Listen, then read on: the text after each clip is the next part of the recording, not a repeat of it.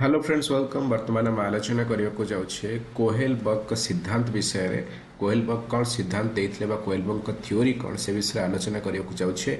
ये भिडियोटी आम हेल्पफुल हम चाइल्ड डेवलपमेंट पेडागोजी आमर वेब रे ए रिलेटेड क्वेश्चन आसुची। जेटी हो असिस्टेंट टीचर हो SSB RST OTT OSTT KBS हो एनबीएस हो ईएमआरएस हो जो थे भी सीटीपी रिलेटेड क्वेश्चन आसो चैप्टर टी ए भिडियोटी हेल्पफुल हम।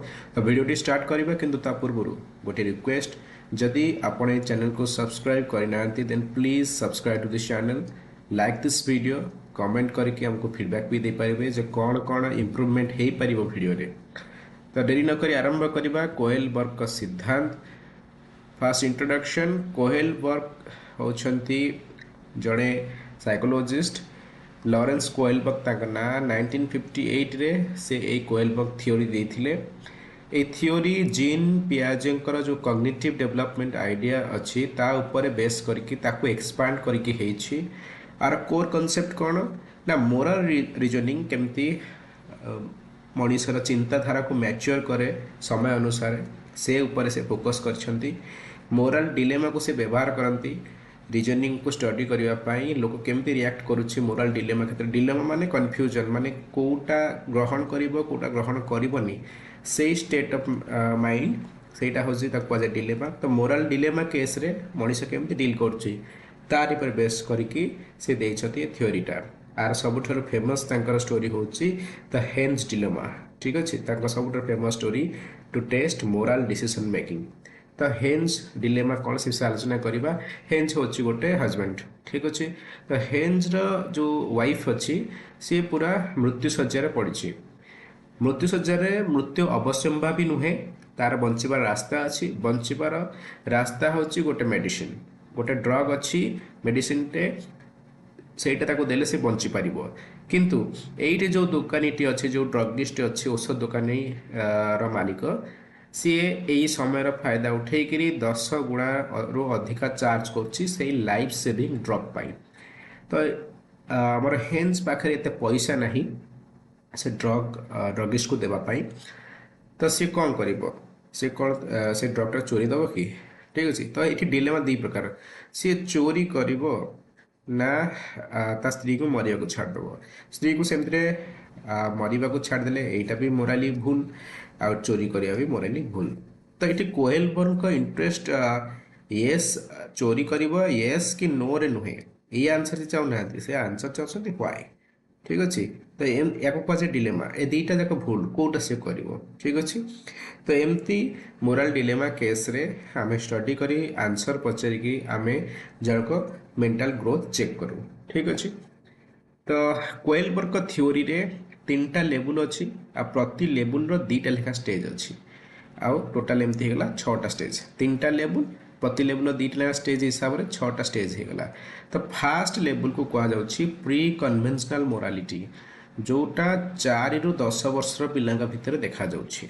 मोराल रीजनिंग ए प्री कन्वेंशनल मोरालिटी लेवल रे सेटा बेस करछि सेल्फ इंटरेस्ट ऊपर निजर कोनटा भल हम पनिशमेंट मु पनिशमेंट पाइबि कि नाही आ मते रिवार्ड मिलियो कि नाही। आर स्टेज 1 रे अर्थात प्री कन्वेंशनल मोरालिटी लेवल रो स्टेज 1 रोची obedience and punishment orientation. Child rule को माने पनिशमेंट को अवॉइड करिया पाए। जदि बेड ऊपर मु राते परिश्रा करदेवी ताले हुए तो मत पनिशमेंट मिलिबो। तो सेति पई सेता नियमटा को माने। ठीक अच्छे जदि मुझे यहाँ करी मत पनिशमेंट मिलिबो कि सेटा कले मते रिवार्ड मिलिबो। ठीक अच्छे स्टेज 2टा होची individualism and instrumental purpose. Personal needs personal rewards personal exchanges जदि मुझे होमवर्क करदे मत चॉकलेट मिलिबो कि नाही।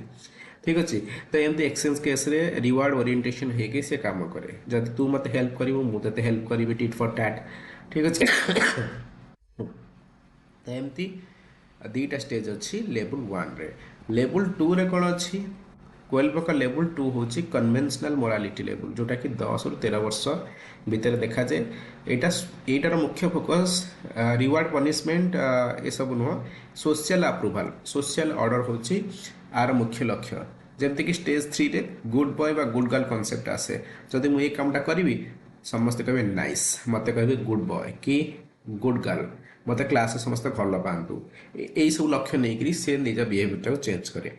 तापर लेवल 2 रो स्टेज 4 होची लॉ एंड ऑर्डर ठीक अछि अथॉरिटी को रेस्पेक्ट करवा रूल को मानिबा ड्यूटी ठीक रे करवा सोशल ऑर्डर को मेंटेन करवा ये सब पारामाउंट हो जाए आ सी भावे द लॉ इज लॉ जहाँ भी नियम अच्छी तो जदि आमर हेन्स केस आसो हेन्स केस रे जदि गोटे पिला law and order stage number 4 रे अच्छी से हेन्स केस रे कहबो नहीं चोरी करवा तो पाप हेन्स चोरी न करो ठीक अच्छे नेक्स्ट लेवल नंबर 3 होची पोस्ट कन्वेंशनल मोरालिटी अर्थात आउरी मैच्योर हम this level is based on abstract principles आदर भी दुटा स्टेज अच्छी लेवल 3 रे गोटे हूँ सोशल कंट्राक्ट आ गोटे हूँ universal principles social contract stage रे कौन हुए laws exist for public welfare but can be challenged if unjust जदि लॉ भी अच्छी आम लॉ को मानिबा कथा किंतु जदि सेटा से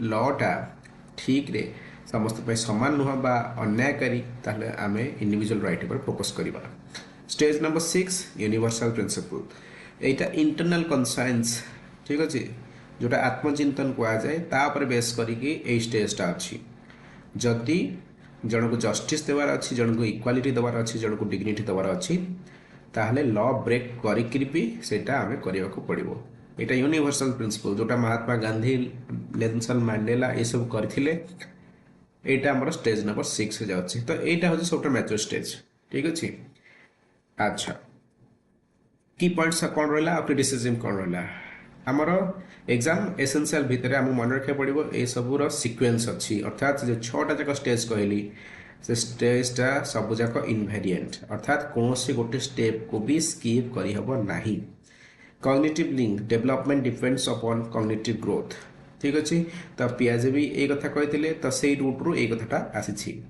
स्टेज 6 रैरिटी अर्थात समस्ते लास्ट स्टेज रे अर्थात पोस्ट कन्वेंशनल लेवल रे पहुंची पारती नाही अर्थात समस्ते सही मैच्योरिटी लेवल को जाई पारती नाही कल्चरल बायस थ्योरी की क्रिटिसाइज एथपे करा जाए कहा जाए जे एटा वेस्टर्न फिलोसफी को बेसी प्रमोट करुची अर्थात सेड को ढळी की अछि आउ इंडिविजुअलिस्ट कल्चर को सेटा इग्नोर करुची अर्थात से कहला जे लास्ट स्टेज जायकरी इंडिविजुअलिटी आसीबो ता पूर्व आसीबोनी किंतु गुडे हमर संस्कृति रे अछि इंडिविजुअलिज्म बहुत कम बयस ठीक अछि कार्ल गिलिगन गोटे क्रिटिसिज्म देते कार्ल गिलिगन ये भी जड़े प्रसिद्ध मनोविज्ञानी से कहते कोएलबर्ग का थ्योरी होची जेंडर बायस्ड ठीक अच्छे से प्रपोज करते जे मेन माने फोकस करती जस्टिस उपरे वुमेन माने मेनली फोकस करती केयर उपरे ठीक अच्छे क्लासरूम इम्प्लिकेशंस कौन कौन रहिबा मोरल डिलेमास को आम यूज कर परिबा टीचर माने रियल लाइफ कॉन्फ्लिक्ट को पिला मानक आगे रखिबा